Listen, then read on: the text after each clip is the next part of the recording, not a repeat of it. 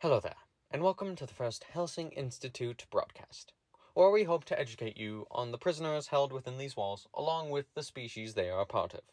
We pride ourselves on the containment of this species, and as of right now, we do not have an official classification for them. So, for now, I will merely refer to the species as a whole as monsters, as most of us already do. There is a wide variety of this kind of species, and we managed to break it down into 5 types. Changeling, monsters that used to be human. Parasite, monsters that control a larger monster and or humans.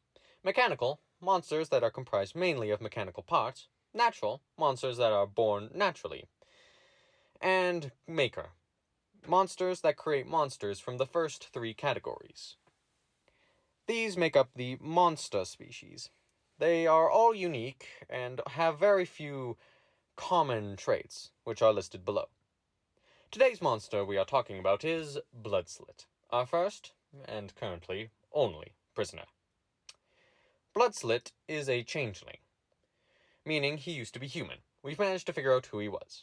His name was Jack, and he lived in Kansas, though the specifics of his life are blurry, as most of his family are dead, suspected to be the handiwork of Slit himself. As of the current information we know, most of it we got from his still living relatives, which are few and far between. From what we know, Jack early on displayed psychopathic tendencies. When investigating his original home, we found several dead animals buried under the porch, potentially from Jack. It is unknown when he turned to Bloodslit, though, based on tracking information on when he was last sighted, it's estimated to have happened somewhere between 2015 and 2018. So, Bloodslit is relatively new to the monster gig. Bloodslit is immature at best. He has a very messed up sense of humor, often joking about murder, suicide, and that one word I'm not allowed to say, but starts with an R and rhymes with grape. Yeah, he's one of those fellas. But either way, even without his humor, he tends to sprinkle mild profanity and slurs of any kind within his language, even if it isn't relevant to the current situation. Therefore, you won't be hearing any quotes, as we wish to keep this broadcast generally family-friendly. Our first encounter with him was in a sewer. We had found him... We found him eating the corpse of a young woman. We are yet to identify her. We sent in a capture squad to attempt to detain him. However, he managed to... Essentially... You know what, I'll spare you the details. He just killed them. We had 5 more encounters with him before we finally managed to bring him in with the help of Agent 1. Bloodslit. Physical descriptions. Bloodslit is a tall man, around 7 feet tall, with unnaturally long arms, reaching almost all the way down to his ankles, though not fully. He maintains several characteristics seen in vampires: sharp teeth, sunken eyes, pale skin, pointy ears for some reason, and a thirst for blood, which we found out was a necessary part of his diet the hard way. Originally, we only had him on a raw meat diet. However, once he began to show signs of malnutrition, the higher-ups demanded that we start feeding him blood, as we kind of need him around in order to learn more about his species and about him. So, as of right now, he is on a meat and blood diet. Abilities. Bloodslit has basic abilities you would see in a vampire. Enhanced strength, speed, senses, and other traits seen within his species. Enhanced durability, a light healing factor, and all the rest. Though the light healing factor is a bit of a lie, as he has been shown to have a more advanced healing factor, shown when we once blew off his arm, at which point he said, This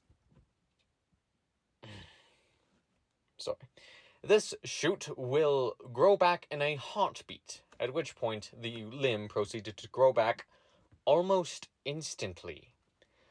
We only had one frame of the limb actually regrowing. So, he is generally he is difficult to take down. Other abilities he has that is unique to him alone is his ability to manipulate blood once it has left the body. The way he would achieve this is usually by piercing the victim's skin with his claws. His favorite way to do this, as seen through our many encounters, is that he would rush up to his opponent and immediately dig his claws right into their stomach, just above the ribs. At which point he will quickly rip them out, usually tearing out some flesh, just to be safe, and then squeeze those chunks in order to get all the blood out. Ugh. At which point he would begin to use the blood as a sharp instrument, like a waterbender. He would then use the blood as a weapon in order to slash and cut through the rest of his enemies. God.